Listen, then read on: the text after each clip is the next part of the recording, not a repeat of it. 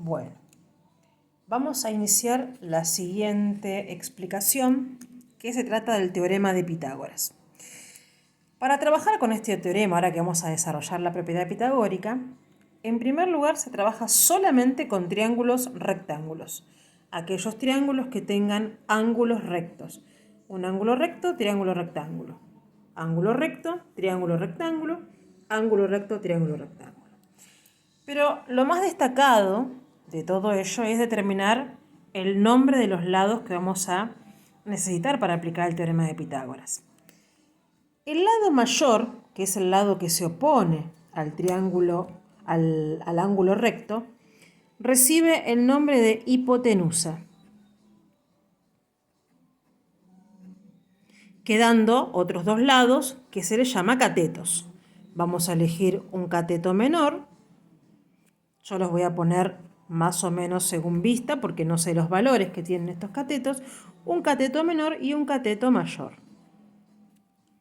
Si vamos a este otro triángulo, al cambiar su posición, obviamente que los valores, los nombres de los lados, no son los mismos. Cuando vamos sobre este triángulo, este es el ángulo recto, el lado que se opone al ángulo recto recibe el nombre de hipotenusa.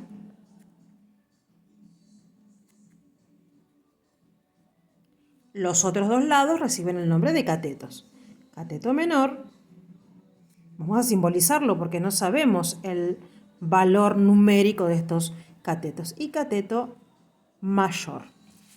Cuando vamos a este otro, lo encontramos también de diferente posición, por lo tanto, también tenemos que identificar.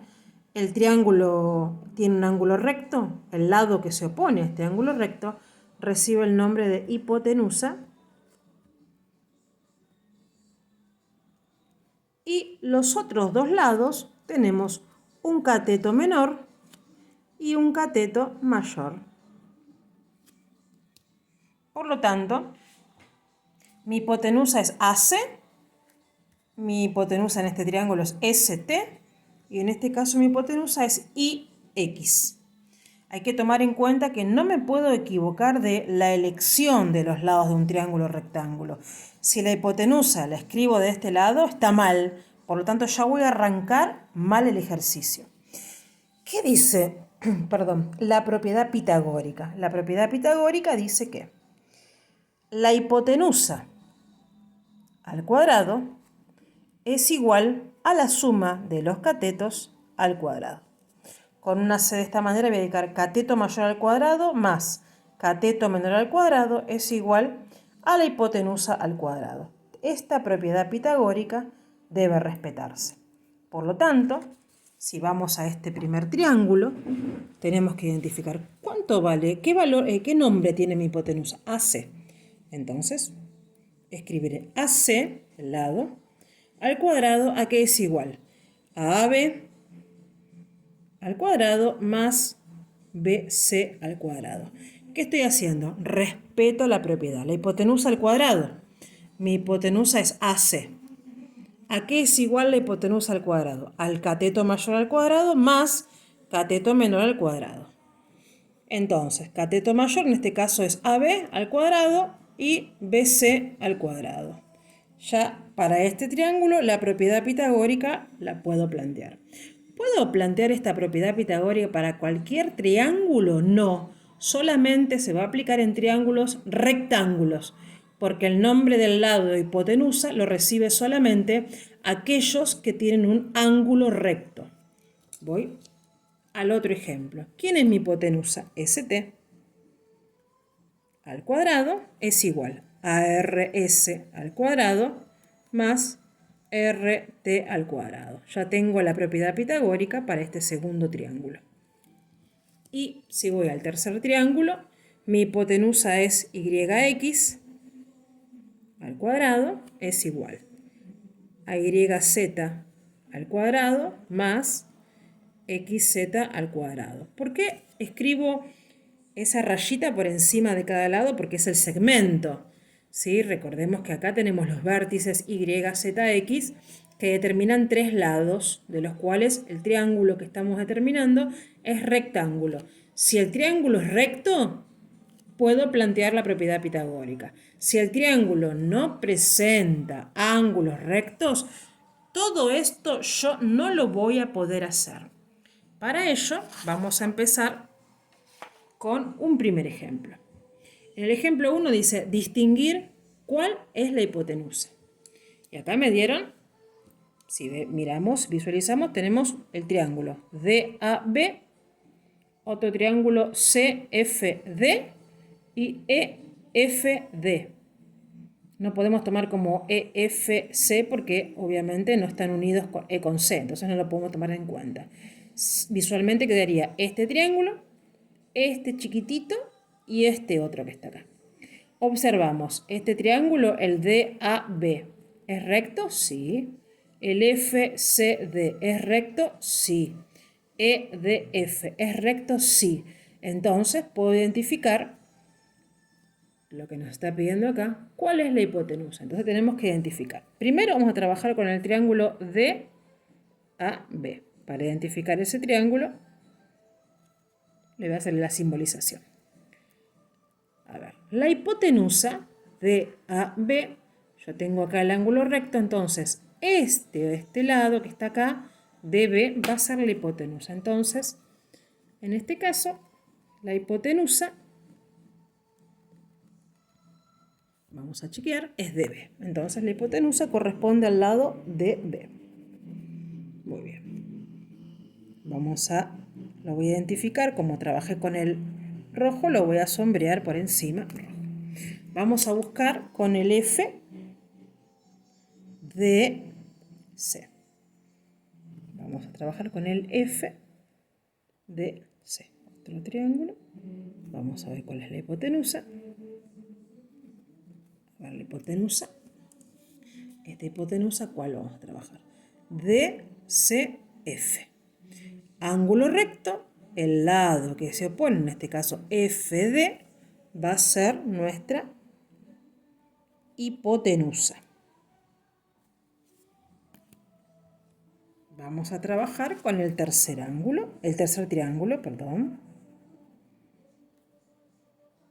Tenemos EDF. Acá está el ángulo recto. FD, en este caso, primero vamos a escribir el nombre del triángulo. EDF.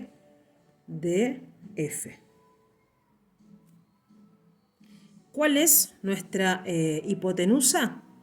Ángulo recto, DF o FD, que es lo mismo. La hipotenusa va a ser FD.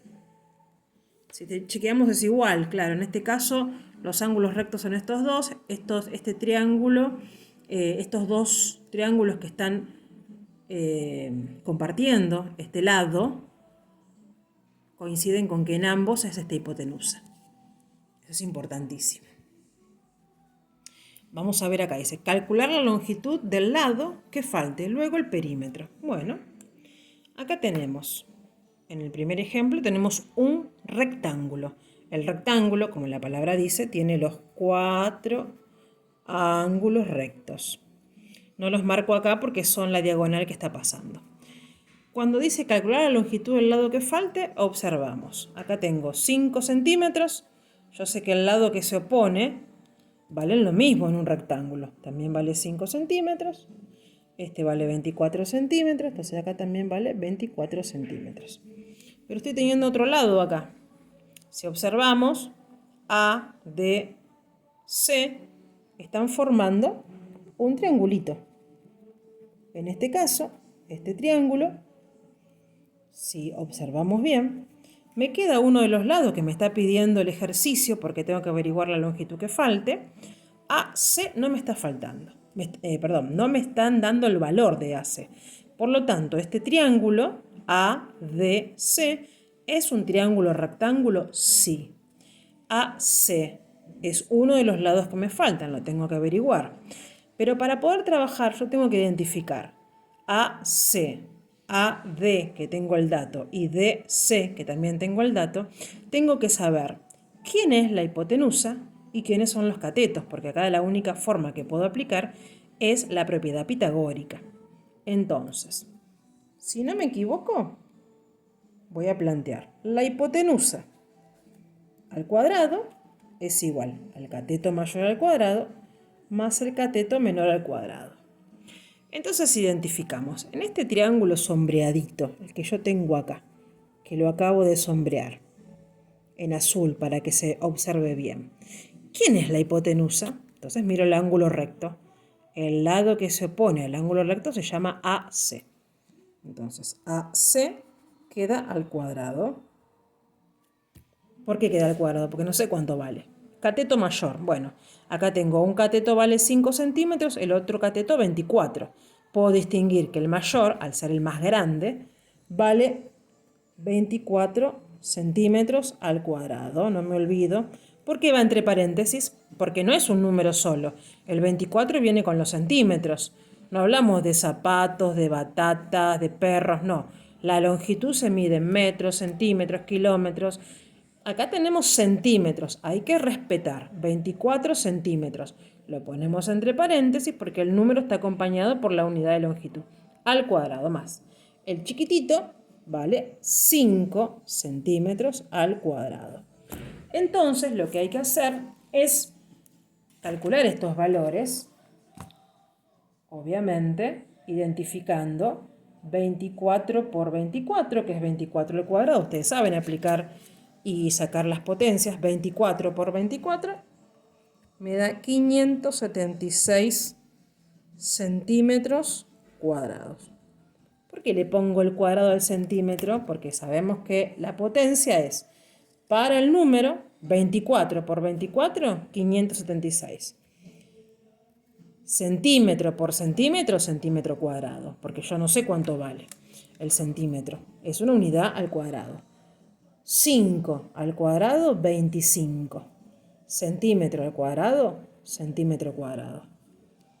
AC, como no lo sé sacar, lo tengo que dar al cuadrado. Entonces ahora hago 576, le sumo 25. Me va a dar 601 centímetro cuadrado. AC al cuadrado. Y ahora, como yo quiero averiguar cuánto vale este AC, que no lo sé, la potencia, siempre la potencia, pasa como raíz.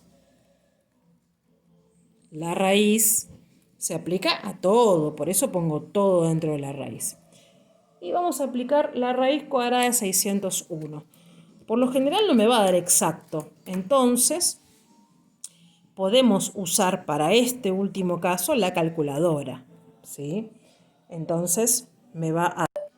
Por lo tanto, en este caso AC, si aplicamos la raíz cuadrada de 601, nos va a dar 24,5 centímetros.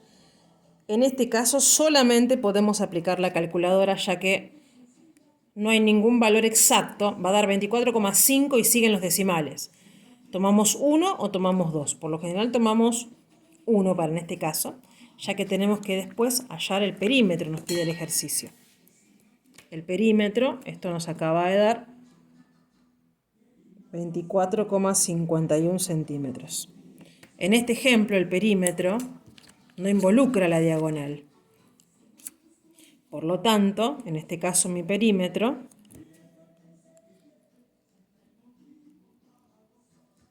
¿a qué es igual el perímetro?